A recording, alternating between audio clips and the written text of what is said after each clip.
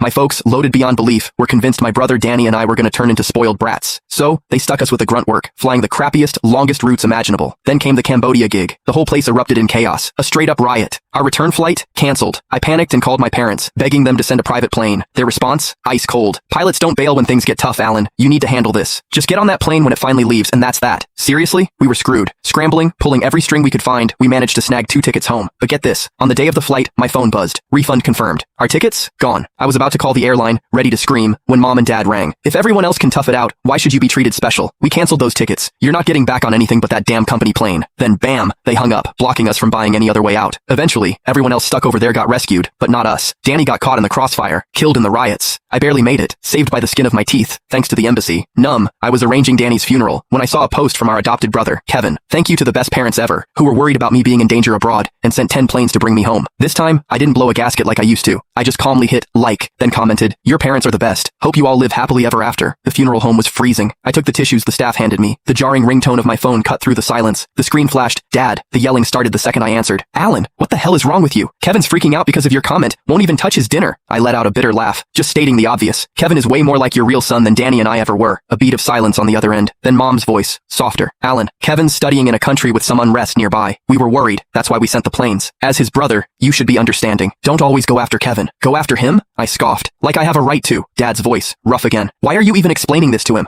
I don't need his permission to bring my son home. Apologize to Kevin, or you and Danny can stay in Cambodia for good. With the riots going on, you might as well just die there." That last, cruel wish broke me. Tears welled up. So, they knew people were dying in the riots. They deliberately put me and Danny in the line of fire. Since we were kids, it had been this way. The second Kevin felt even a little slighted, we'd be getting yelled at. Then they'd use every weapon at their disposal to force us to apologize. In their eyes, Kevin was brilliant and kind, while Danny and I were just toxic and selfish. That's why they worried about us abusing our power in the company. They hid our family ties from the world, stuck us on the toughest routes, and made us start from the bottom. Just before this trip to Cambodia, news broke that the place was about to explode. Mom and Dad knew it was dangerous, but they still forced us to go. Danny and I tried to refuse, but they started with the "you're too privileged" and act like spoiled millionaires routine. They guilt-tripped us with the whole "we brought you into this world" speech, and we finally caved. When the riot started, they not only refused to help us, but they canceled our flight, blocking us from getting home. Meanwhile, Kevin was studying in Europe, completely safe, but because they were afraid something might happen to him, they sent a fleet of private planes and bodyguards to escort him back. We were their biological sons, and they treated us like garbage. Kevin was just adopted, yet he got all the love and support in the world. Poor Danny, even in his last moments, was trying to make excuses for them. Mom and Dad probably didn't know what was really happening. That's why they wouldn't let us come home. Don't hate them, just live your life. Thinking about Danny's blown apart body, a wave of rage crashed over me. Apologize? Over my dead body? Never! You got Danny killed. Are you happy now? You're the worst parents ever. Karma's gonna get you. I slammed the phone down. The embassy got me back to the States. Stepping off the plane, I was hit by a giant screen with Kevin's face plastered all over it.